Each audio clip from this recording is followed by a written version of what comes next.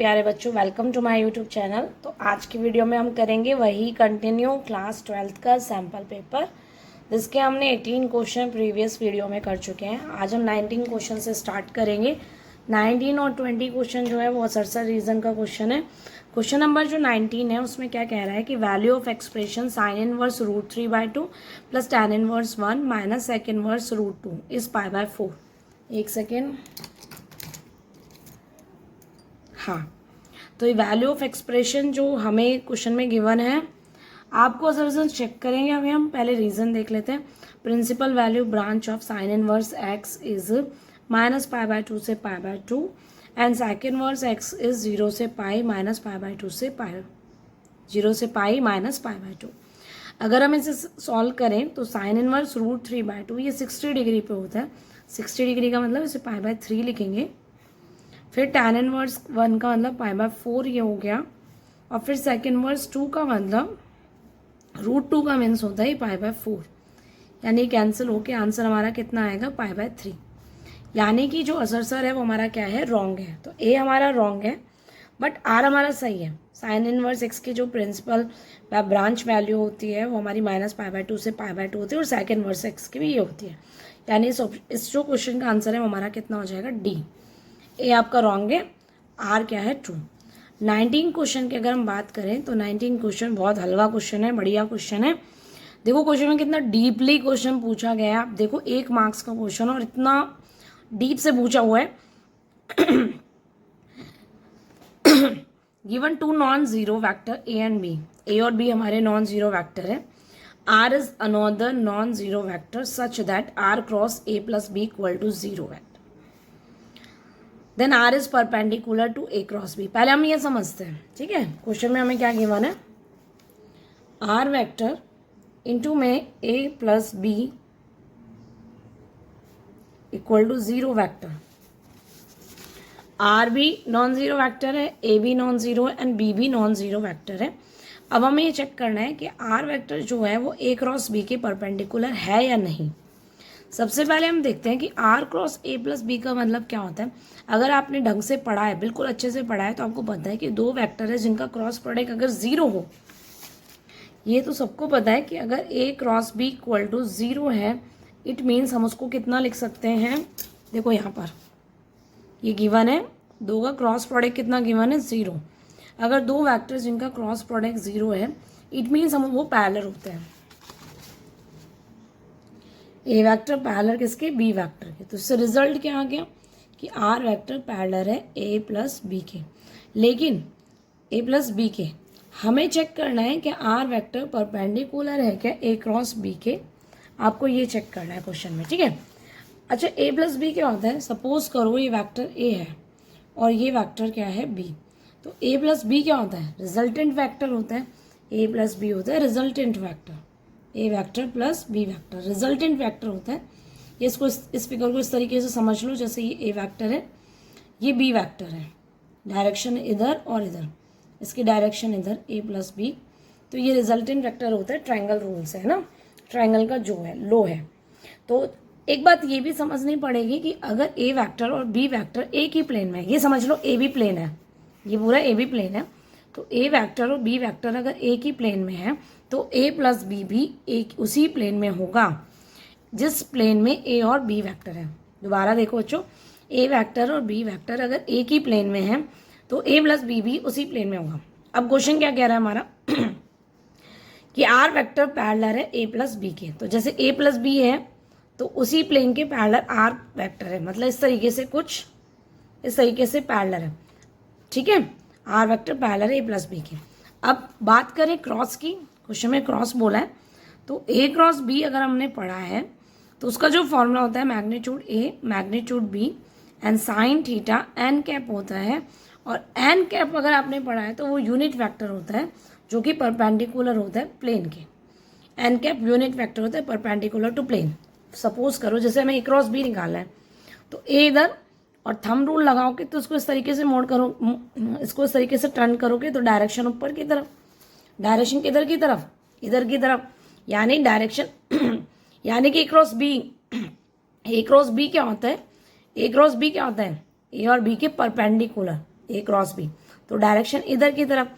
लेकिन are vector क्या है, ए प्लस बी के पैरेलल, तो वो ए क्रॉस बी के भी क्या हो गया, परपेंडिकुलर। तो ये हमारा क्या है, सही है।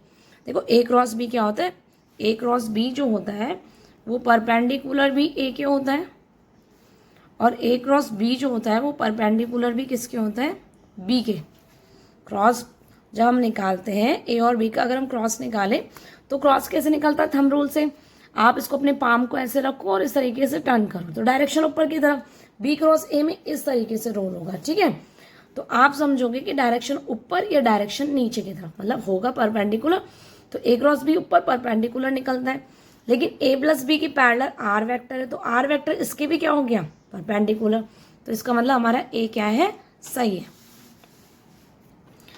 देखो कितना हलवा क्वेश्चन है, कितना डीप में पूछा है, और रीजन हमसे पूछ रहा है। रीजन हमें दिया हुआ है कि vector A plus B perpendicular to the plane A and B. तो ये तो मैंने अब भी बताया कि जिस प्लेन में वेक्टर ए और वेक्टर बी है तो रिजल्टेंट वेक्टर भी उसी प्लेन में आएगा। और ये क्या कह रहा है कि ए प्लस बी जो है वो परपेंडिकुलर है क्या, प्लेन ए एंड बी के।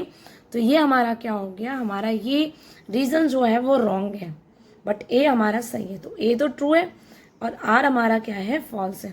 तो इसका जो आंसर आएगा वो हमारा सी ऑप्शन आएगा। इसका आंसर हमारा हो गया ऑप्शन सी। अब हम सेक्शन बी के क्वेश्चन करेंगे। वैसे तो ये क्वेश्चन देखो 2 मार्क्स के हैं, बट 2 मार्क्स के क्वेश्चन तो इजी हैं, और वो 1 मार्क्स का जो सर रीजन है वो देखो कितना मतलब डीप में है।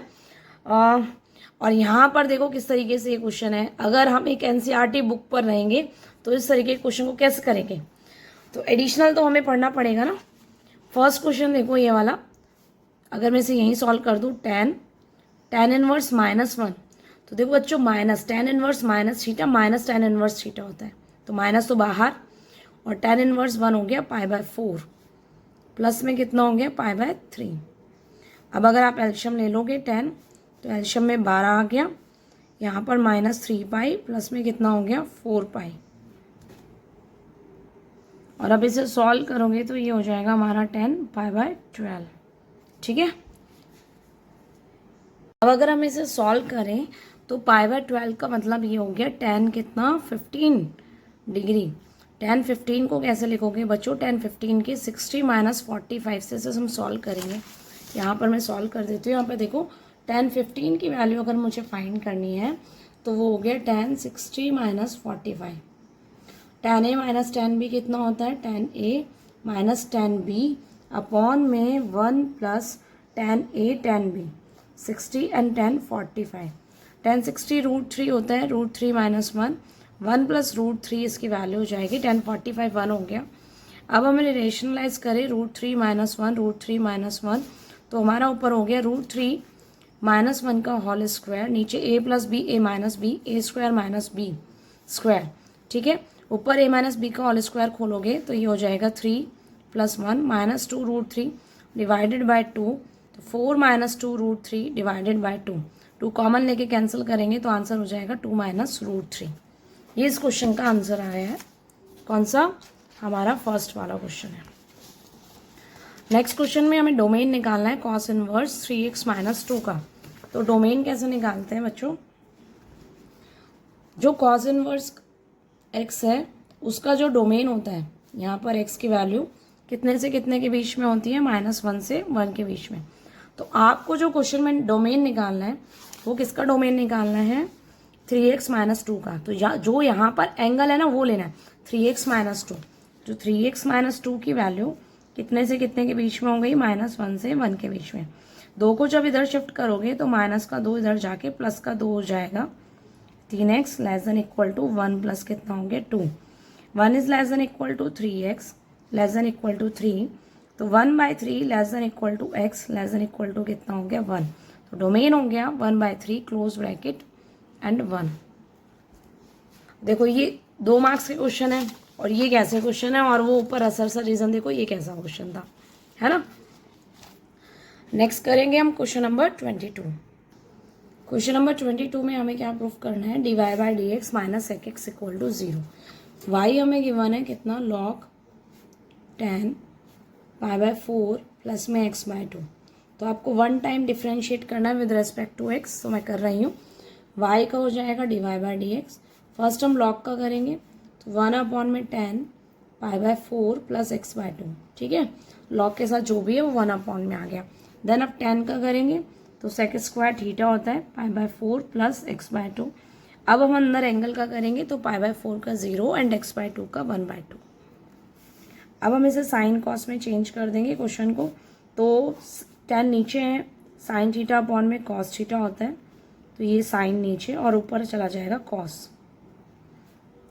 नाउ एक्स साइक स्क्वायर है वो 1/, में कितना बन जाएगा कॉस स्क्वायर π/4 प्लस में x/2, फिर ये इंटू में कितना हो जाएगा 2। तो 1 कॉस से 1 कॉस कैंसिल हो गया, यानी कि हमारा कितना आया 1/2, ये हो जाएगा हमारा साइन π/4 प्लस में x/2, फिर मल्टीप्लाई में कॉस π/4 प्लस में कितना हो गया x/2। 2 sine theta cos theta, ये हमारी आइडेंटिटी हो गई 1/, में साइन 2 थीटा, 2 आगे π/4 प्लस x/2।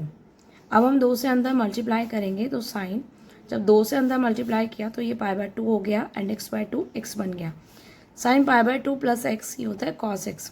सेकेंड क्वाड्रेंट में होता है, यहाँ साइन चेंज नहीं होता है, सेकेंड क्वाड्रेंट में साइन पॉजिटिव होता है, और 1/, cos x हो गया हमारा sec x।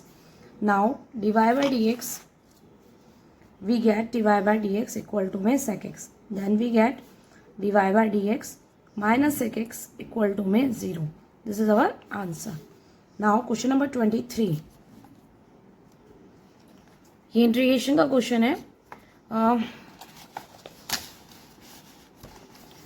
Integration x-3 upon x-1 की पावर 3 e की पावर x dx। इसका इंटीग्रेशन कैसे निकालेंगे? हमारा क्वेश्चन है x-3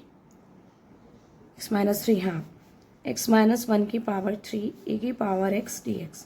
हम क्वेश्चन को बना सकते हैं, 3 को 1 के फॉर्म में ब्रेक कर सकते हैं। 3 को -1 -2 अगर हम लिखें तो x-1 की पावर 3 e की पावर x dx। अब हम इसमें सेपरेट डिवाइड दें तो डिवाइड दोगे तो 1/x-1 का तो होल स्क्वायर हो गया, -2/x-1 की पावर 3 और e की पावर x एंड dx। और e की पावर x में अगर हमने फॉर्मूला पढ़ा हुआ है तो e की power x f(x) plus f'(x), अगर इंटीग्रेशन में ऐसा लिखा हो तो सीधी वैल्यू हो जाती है e की power x f(x) plus c।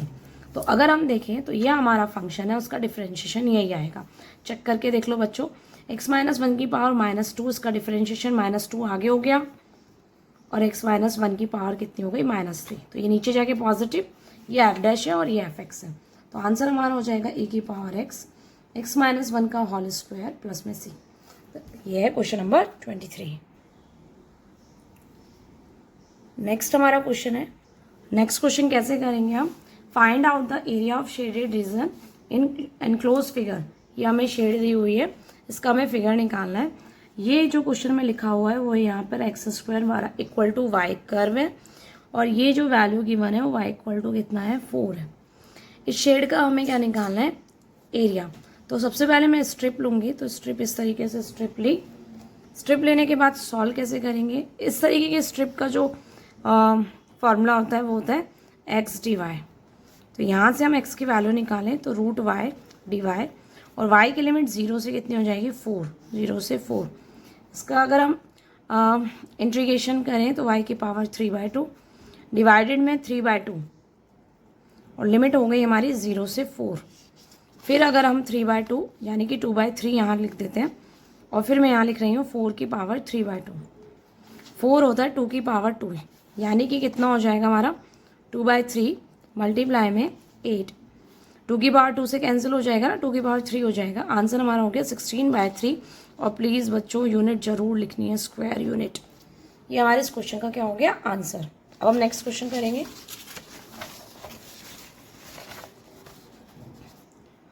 तो नेक्स्ट क्वेश्चन है find out the area of region enclose by the curve y² equal to में x and x equal to 3 and x axis in the first quadrant. इसका कैसे करेंगे?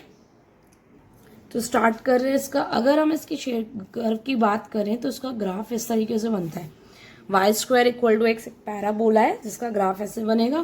फिर आपको x equal to 3 line चाहिए, तो ये x इक्वल टू 3 लाइन हो गई। ये वाला पॉइंट 3,0 हो गया। एंड एक्स एक्सिस चाहिए फर्स्ट क्वाड्रेंट में, तो एक्स एक्सिस ये हो गई हमारी इस तरीके से, और फिगर हमें चाहिए फर्स्ट क्वाड्रेंट, तो ये शेड है हमारी, इसका हमें एरिया निकालना है। तो सबसे पहले मैं स्ट्रिप ले रही हूँ, तो ये इस तरीके से स्ट्रिप, इसका जो फॉर्मूला होता है वो वाई डी एक्स होता है।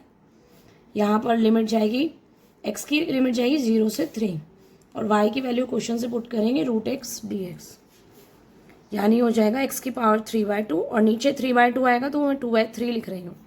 लिमिट हो जाएगी 0 से 3। अब हमें इसे सॉल्व करें तो ये इस तरीके से सॉल्व होगा 2/3 एंड 3 की पावर 3/2, मतलब 3 किसका पावर 2 होती है, तो √3 की पावर कितनी हो जाएगी, ये 3, मतलब कुछ इस तरीके से 2/3, √3 की पावर 3 कितनी होती है, 3 बार √3 √3 √3, तो 3√3 कैंसिल होके आंसर कितना होंगे 2√3 स्क्वायर यूनिट। ये हमारे इस क्वेश्चन का क्या हो गया answer. Next question 24, question number 24, if f of x plus y equal to में f of x f of y for all x comma y belongs to R and f of y 5 equal to 2, f dash 0 equal to 3 using definition of derivatives and f dash 5।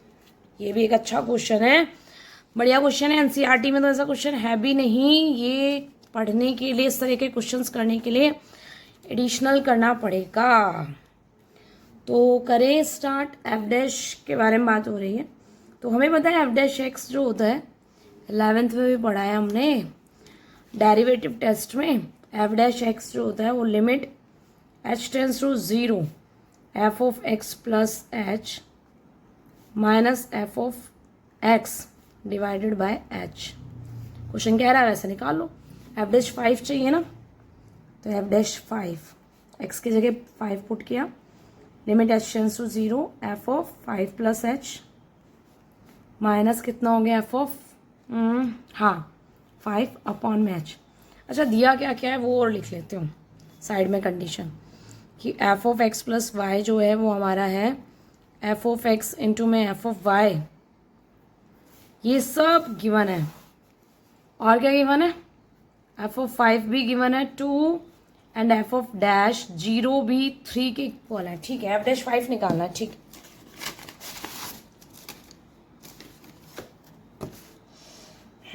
करें, ठीक है मैंने side में लिख लिया सारा। f dash 5 तो आपको निकालना ही है, यूज़ करते चलते चलो। लिमिट h टेंस टू 0, ये वाला फॉर्मूला लगाए ना यहाँ पे, जो आइडेंटिटी गिवन है हमें यूज़ करें x प्लस वाई, तो ये f ऑफ 5 हो गया, f ऑफ h हो जाएगा माइनस f ऑफ 5 अपॉन में h। ऐसा क्वेश्चन तो आया नहीं है अभी तक, फर्स्ट टाइम ही है। f ऑफ 5 कॉमन आ गया, वैल्यू भी डाल सकती हूँ मैं, डाल दूंगी अभी है ना, f of h minus 1 upon में h। अच्छा ठीक है, अब f ऑफ 5 ये 2 है, 2 भी डाल दिया। वैसे 2 कांस्टेंट है, बाहर रख दूँ, लिमिट लगाएंगे तो अंदर ना, f of h minus 1 upon में h। ठीक है, ये 2 तो आ गया। अब इसकी वैल्यू और पता चल जाए फिर हम पुट कर देंगे। तो इसकी वैल्यू कैसे निकालेंगे, तो इसकी वैल्यू निकालने के लिए हम क्या करें बच्चों, देखो एवरेज 0, अच्छा इसका यूज करें। यहाँ पर देखो ये जो फॉर्मूला मैंने अभी लिखा है, ये वाला जो फॉर्मूला है, अगर ये एवरेज 0 के लिए होता, मैं समझा रही हूँ सिर्फ एक्सप्लेन, यहाँ पर एवरेज 0 के लिए होता तो आप इसको इस तरीके से लिखते ना, limit h tends to 0 f of कितना 0, अगर 0 के लिए होता तो 0 प्लस h ही लिखोगे ना, 0 plus h minus f of 0 divided by कितना h। यानी देखो कंपैरिजन करें तो अगर ये 1 जो वैल्यू है f ऑफ 0 की बन जाए, f ऑफ 0 की वैल्यू अगर 1 आ जाए, सो सीधा f डैश 0 इसका फॉर्मूला बन गया ना, f ऑफ h ही तो है। तो हम एक बार f ऑफ 0 निकालते हैं, मैं इसी से निकालूंगी f ऑफ 0। कैसे निकालोगे, मैं इसको लिख रही हूँ 5 प्लस 0 लिख सकते हैं ना, x प्लस वाई में x की वैल्यू 5 डाली, y 0, ये उल्टा डाल लो, तो f ऑफ 5 f ऑफ 0। ठीक है, ये कितना होंगे f ऑफ 5 बराबर f of 5 f of 0, cancel, f of 0 कितना हो गया 1, डालो सीधा, या डालना है तो डाल दो, नहीं तो ये यहाँ पे सीधा है ही एफ ऑफ ज़ीरो कितना है 1, ठीक है बच्चों। यानी कि मैं कहूँ तो एफ डैश जीरो जो है वो मेरा कितना हो गया, limit H tends to zero F of H minus 1 upon में एच। इसकी जो वैल्यू है एफ डैश जीरो है तो 2 मल्टीप्लाई में एफ डैश जीरो, क्वेश्चन में एफ डैश जीरो कितना गिवन है 3, 2 इंटू 3, इस क्वेश्चन का आंसर हो गया मेरा 6। अच्छा क्वेश्चन है, बढ़िया बेहतरीन ये क्वेश्चन है। एफ डैश एक्स हमें गिवन था, limit H tends to zero, sorry ये चीज़ें हमें गिवन है, F of X plus Y, F of X, F of Y, F of 5 given है, F dash zero equal given है 3। Question में हमसे एफ डैश 5 पूछा था, मैंने एफ डैश एक्स का फॉर्मूला यूज़ किया, ये डेरिवेटिव टेस्ट तो 11th क्लास में भी थे हमारे पास। तो एफ डैश 5 पे पूछा है तो एक्स की जगह 5 डाल दिया मैंने यहाँ पर और यूज़ किया इस आइडेंटिटी का जो हमें दिया हुआ है। तो F of 5 F of H minus F of 5 common ले लिया, एफ ऑफ 5 की वैल्यू मैंने 2 डाल दी, वैसे वो कॉन्स्टेंट है, यहाँ डालना चाहो यहाँ डालो, नहीं आगे डालते। इसका क्या करें, तो यहाँ पर देखो एफ डैश जीरो भी है, तो एफ डैश जीरो अगर मैं फॉर्मूला यूज़ करूँ 5 की जगह 0 हो जाएगा। किसी तरीके से एफ ऑफ 0 निकाले तो उसी का यूज़ करके निकाला है, 5 प्लस 0 लिखो या 0 प्लस 5, ठीक है, वो कैंसिल हो गया। एफ ऑफ 0 मेरा कितना आया 1, मैंने पुट किया 1, तो ये मेरा वही क्वेश्चन बन गया। ये जो वैल्यू है एफ डैश जीरो की है वो डल गया। एफ डैश जीरो कितना है हमारा 3, आंसर कितना हो गया हमारा 6। तो अब हमारा सेक्शन बी का एक लास्ट क्वेश्चन है 25, इसे हम कर लेते हैं। 25 क्वेश्चन में क्या है, 2 वेक्टर्स हैं I cap J cap plus K cap and 3 I cap minus J cap 3 K cap, represent 2 sides O A and O B respectively of triangle O A B. Triangle O A B की 2 side O A and O B है, जिसको 2 vector represent कर रहे हैं। ओ origin है, P लाई कर रहा है ए बी पर सच दैट कि ओ पी मीडियन है। Find the area of parallelogram formed by the 2 adjacent side O A and O B. O A और ओ पी 2 एडजेसेंट साइड है, उससे बनने वाला अगर पैरेललोग्राम हो तो उसका एरिया बताना है। सबसे पहले triangle O A B,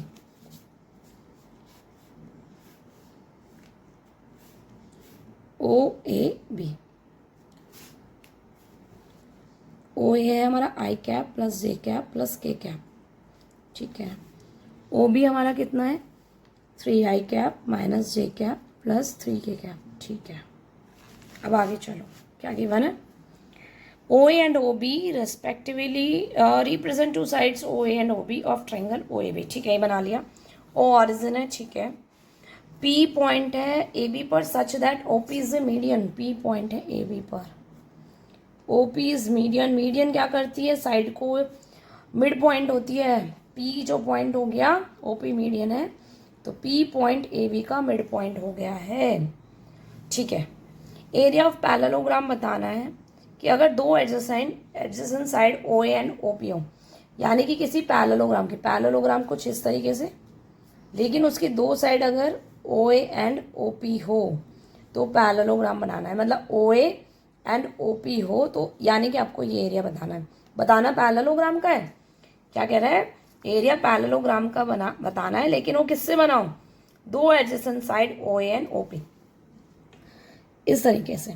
generally बच्चों अगर ये पैरेललोग्राम है तो आपको फॉर्मूला क्या होता है, ओ पी क्रॉस ओ ए, यही तो फॉर्मूला होता है एरिया ऑफ पैरेललोग्राम का। तो वही हमसे पूछ रहे हैं कि ओ पी और ओ ए अगर एडजेसेंट साइड हो किसी पैरेललोग्राम की तो एरिया बताओ, ये एरिया होता है पैरेललोग्राम। पहले हम पी पॉइंट निकाल लेते हैं, चलो देखो ए पॉइंट क्या होगा, ए पॉइंट होगा 1 1 1, ए के कोऑर्डिनेट, ऑरिजिन है ना, वो तो हमारा ऑरिजिन है, तो x2 minus x1, y2 minus y1, z2 minus z1, ऐसे ही तो निकालते हैं कोऑर्डिनेट्स। b के कोऑर्डिनेट्स पता करूँ तो 3 माइनस 1 एंड 3, तो p के कोऑर्डिनेट क्या हो जाएंगे, p is mid point of A B, p के जो कोऑर्डिनेट्स होंगे वो कितना हो जाएंगे 1 plus 3, x1 plus x2 by 2 होता है ना मिड पॉइंट का फॉर्मूला, तो ये हमारा कितना हो जाएगा 1 प्लस 3 यानी कि 4 by 2, 1 minus 1 0 by 2, 1 plus 3 4 by 2 यानी कि 2, ये पी के कोऑर्डिनेट्स हो गए 2 0 2। यानी मैं कहूँ तो मेरा ओपी वैक्टर मेरा आ गया है, OP vector 2i cap plus 2k cap, zero वाला तो जीरो है ही। ओए वैक्टर आपको बुक में गिवन ही था, क्वेश्चन में sorry, I cap J cap and के कैप। ठीक है, एरिया ऑफ पैरेललोग्राम निकाले, वो मैं फॉर्मूला लिख चुकी हूँ एरिया ऑफ पैरेललोग्राम का। फर्स्ट में ओपी क्रॉस ओए निकाल रही हूँ, है ना, ओपी क्रॉस ओए बोल दो, ओए क्रॉस ओपी, मैग्नीट्यूड तो सेम रहता है ना, क्रॉस में साइन का डिफरेंस तो आता है क्रॉस में, पर हमें तो मैग्नीट्यूड निकालना होता है। ठीक है, तो ये हमारा कितना हो गया, ओपी 202,111। ठीक है,